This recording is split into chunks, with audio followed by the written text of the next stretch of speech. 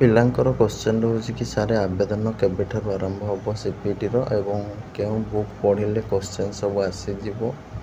ଏବଂ କେଉଁଠୁ MCQ practice କରିବୁ ଯାହାଦ୍ୱାରା ମ୍ୟାକ୍ସିମମ୍ क्वेश्चन ଆମକୁ ଆସିଯିବ ଏଣ୍ଟ୍ରାନ୍ସରେ ଏବଂ କେମିତି ଆମେ 80+ ରଖିପାରିବୁ 100ରୁ ଏବଂ ଭଲ ୟୁନିଭର୍ସିଟିରେ ପଢ଼ିବୁ ତ ସେଇ रिगार्डिंग डिटेल्स हम एठारे कथा हबा। नमस्कार दोस्तों, इस वीडियो को लाइक करें, हमारे चैनल को सब्सक्राइब करें, इस घंटी के आइकन को दबाएं, ऑल सेलेक्ट करें हमारी सभी वीडियो सबसे पहले देखने के लिए। देखो पिला माने आजिकल तुमर बहुत सारा टेक्नोलोजी डेवलप होगा चली ठीक अच्छे तो वर्तमान जुगे बही पढ़ीदे कि हम ना ठीक अच्छे बही तो सब पढ़ी दौरान आज मुझे तुमको गोटे लिंक देली तुम किणल आ गोटे पिला किणला आ गोटे पिला किणला एमती लक्ष लक्ष पिला से बुकटा किणिक पढ़ीदे बुक पढ़ीदे कौन हम बुक पढ़ीदे कि हम ना तब आप्लाय करवा दरकार ठीक अच्छे सपोज गोटे जिनस पढ़ तो से रिलेटेड जब क्वेश्चन आसूँ बुले बंकई जदि कर बुक पढ़वार किसी मूल्य आसो ठीक अच्छे बुकटा केवल पढ़ तुम गोटे किसी जानापी ठीक अच्छे किंतु बुक रु डायरेक्ट क्वेश्चन पाइज सेमती कहीहब ना डायरेक्ट पाइबा महा मुस्किल हम कहीं आजिकल बुक रु सब क्वेश्चन देखुच आसूना किंतु तुम जो ऑनलाइन एमसीक्यू प्रैक्टिस करुच देखुव प्राय गुड़ाक वेबसाइट रू कॉपी पेस्ट हो जाए क्वेश्चन गुड़ा ठीक अच्छे तो बुक रू कौन हम ना तुमने सब जिनसा जापर ठीक अच्छे पढ़ीदे तुम गोटे ओवरऑल आइडिया आसो तुम कौ रिलेटेड सब क्वेश्चन आसीपे ठीक अच्छे किंतु डायरेक्ट क्वेश्चन तुम एंट्रांस रे कौन बुक रू पढ़ो ना ये जानी रख किंतु एमसीक्यू प्रैक्टिस जो कर डायरेक्ट किसी क्वेश्चन आसी जाए ठीक अच्छे कौट एमसीक्यू प्रैक्टिस कर ना तुमको टेलीग्राम लिंक दे दीजिए कमेंट बॉक्स रे से जॉइन होगी फ्रीली तुम एमसीक्यू प्रैक्टिस कर पारिबो ठीक अच्छे ग्रुप ना कौन ना सीपीटी 2024 ठीक अच्छे जॉइन करदेव डिस्क्रिप्शन रे लिंक दे दूँ कमेंट बॉक्स रे लिंक दे दूँ तापर कथा है तुम क्वेश्चन कौन सब आसो देख क्वेश्चन आजिकल तुम बहुत सारा सोर्स रू आसूँ जोगुड़ाक तुमको बुक पढ़ीदे कंप्लीट कर तो से क्वेश्चन गुड़ाक सब तुम मैंने जो जो इम्पोर्टाट वेबसाइट रू आम सब एमसीक्यू दौर प्रैक्टिस करने ठीक अच्छे तो से गुड़ा तुम जो प्रैक्टिस कर एंट्रांस सफिशिएंट रहा सहित बुक पढ़ो ठीक अच्छे तो पढ़ा टाइमिंगटा तुम जब रख देख फास्ट सपोज गोटे पिला पढ़ु दिन में बुक पढ़ु ठीक अच्छे दिन में बुक पढ़ु सपोज से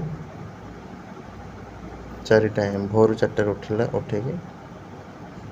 7टा जाए बुक पढ़ीदेला पुणी तापर 8 पाखर नहीं 10-11 जाए पुणी बुक पढ़ला एवढी भाव में बुक जो एमसीक्यू अच्छे प्रैक्टिस करला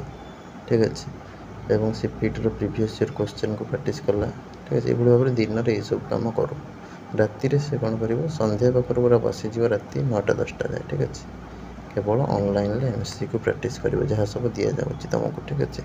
टेलीग्राम रे जहाँ जहाँ इंस्ट्रक्शन दिया ताक सब प्रैक्टिस कर तो ये जो मैंने सब दिन में बुक पढ़ा चाहूँ राति एमसीक्यू करने को चाहूँ तुम प्रोग्राम ठीक अच्छे 4टा भोर उठिक तुमको पढ़ा पड़ो सब किसी जिन तुम बहुत सारा जिन मन रही दिन सारा तुम जिते घंटा पारुच पढ़ राति 9-10टा हम शोई पड़ो पुणी भोर उठो ठीक अच्छे तो ये टाइप तुम प्रोसेसटा बेसी टेंशन ना दरकार नहीं मैक्सिमम तुम 6-8 घंटा सफिशिएंट हम ठीक अच्छे पढ़ल ता भर 3-4 घंटा आउ 3-4 घंटा तुम एमसीक्यू प्रैक्टिस कल ठीक अच्छे बेसी टेंशन ना दरकार नहीं एटा दिन पढ़ा पिलांकर राति पढ़ा पिलांकर कौन कर तुम सपोज संध्या स्टार्ट करदेल बुक पढ़ा ठीक अच्छे संध्या 6-7 स्टार्ट करदेल राति 9-10टा जाए खाईदेल पुणी बसिक पढ़ल राति 1-2टा जाए ठीक अच्छे तो यार भितर कौन कर बुक पढ़ाटा पूरा कंप्लीट कर जो तुमको एंट्रांस बुक पढ़ा कहूँ सब पढ़े कंप्लीट कर दिहर जो एमसीक्यू अच्छी प्रैक्टिस कर सीपीटी प्रीवियस ईयर क्वेश्चन को रिलेट कर कौट कौट सब क्वेश्चन गुड़ाक आसूँ से गुड़ाक बेसी फोकस कर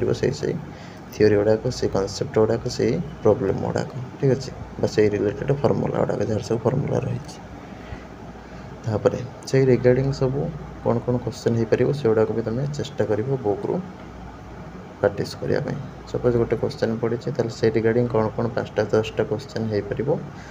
ସେଇ ଚାପ୍ଟରରେ କ'ଣ ସବୁ କ୍ୱେଶ୍ଚନ୍ ପସିବୁଲ୍, ସେଗୁଡ଼ା ସବୁ ବୁକ୍ରୁ ଦେଖିଥାଉ। ବୁକ୍ରେ ତୁମର ବହୁତ ସାରା MCQ ଥାଏ, ଯେଉଁ ଗୋଟେ ଚାପ୍ଟର ସରିବ ତା ଶେଷକୁ, ଠିକ୍ ଅଛି। ତ କେବଳ କୋର୍ ପେପର୍ ଗୁଡ଼ାକ ପଢ଼ିବାର ଅଛି, ତାକୁ ତୁମେ ପଢ଼ାପଢ଼ିରେ ଲାଗିଯିବ ରାତି 1 2ଟା ଯାଏ, ଯାହାର ଯେମିତି ସୁବିଧା ହେଉଛି। ତାପରେ ଶୋଇପଡ଼ିଲ, ଉଠିଲ ତୁମର 8ଟା 9ଟା 10ଟା, ଯିଏ ଯେତେବେଳେ ଉଠୁଛ ଦିନରେ, ଉଠିକି ତୁମେ କ'ଣ କରିବ ନା ତୁମର ଷ୍ଟାର୍ଟ କରିଦେବ MCQ ପ୍ରାକ୍ଟିସ୍। ଦିନରେ ତୁମର ଖାଇବା ଯାଏ 1 2ଟା 12ଟା, ଯିଏ ଯେତେବେଳେ ଖାଉଛ ସେତେବେଳେ ପର୍ଯ୍ୟନ୍ତ ପ୍ରାକ୍ଟିସ୍ କରିବ MCQ। ତାପରେ ପୁଣି ଉଠିଲେ ତୁମର 3ଟା ବା 4ଟା 5ଟା ଏଇ ଟାଇମ୍ରେ ରେଷ୍ଟ MCQ କିଛି ପ୍ରାକ୍ଟିସ୍ କରିନେବ, ଠିକ୍ ଅଛି। ଏଇଭଳି ଭାବରେ ତୁମ ରାତିରେ ଯେଉଁ ପିଲାମାନେ ସବୁ ପଢ଼ିବ ସେମାନଙ୍କ ପାଇଁ ଏଇ ଟାଇପ୍ର ରହିବ। ତ ବିଶେଷ କରିକି ତୁମର 80+ ରଖିବାକୁ ହେଲେ ମିନିମମ୍ ତୁମର 5-6 ଘଣ୍ଟା ଯଦି ପରିଶ୍ରମ କରିବ ଏଇ 2 ମାସ, ତାହେଲେ ଆରାମସେ ରଖିଦେବ, ଠିକ୍ ଅଛି। କୌଣସି କଷ୍ଟ ଜିନିଷ ନାହିଁ, ତ ଆରାମସେ ରଖିପାରିବ। ତ ଫର୍ଦର ଡିଟେଲ୍ସ ପାଇଁ ତୁମେ ସବୁ ଟେଲିଗ୍ରାମ ଚ୍ୟାନେଲରେ ଜଏନ୍ ହେଇଯାଅ। କେଉଁ ବୁକ୍ ପଢ଼ିବ କ'ଣ ନାହିଁ ସବୁକିଛି କହିଦେବି, ଏବଂ ଯାହାର ବି କେଉଁ ବୁକ୍ ପଢ଼ିବ ଜାଣିପାରୁନାହ, ଡେସ୍କ୍ରିପ୍ସନ୍ରେ ଲିଙ୍କ୍ ଅଛି, ଦେଖିଦେବ। ଏବଂ କ୍ୟାରିୟର ମାର୍କକୁ ସମସ୍ତେ କ୍ୟାଲକୁଲେସନ୍ କରିନେବ ଡେସ୍କ୍ରିପ୍ସନ୍ ଲିଙ୍କ୍ ଦେଖିକି, ଏବଂ ଆବେଦନ ତୁମର ମେ'ରୁ ଆରମ୍ଭ ହୋଇଯିବ। ତ ସେଥିପାଇଁ ପଢ଼ାପଢ଼ି ଜାରି ରଖ। ରହିଲି, ନମସ୍କାର, ଜୟ ଜଗନ୍ନାଥ।